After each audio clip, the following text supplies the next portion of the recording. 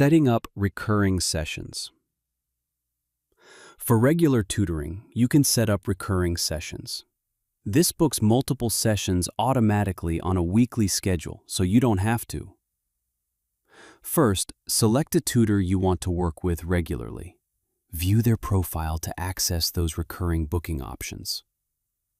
Look for the recurring sessions or schedule regular sessions option right there on the tutor's profile page. The recurring booking form lets you set up your entire weekly schedule. Select a start date for your recurring sessions. This is when the first one officially kicks off. Choose which days of the week you want sessions. You can select multiple days if you're looking for more frequent tutoring. Select your preferred time slot for each session.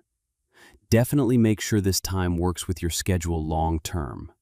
Consistency is key, right?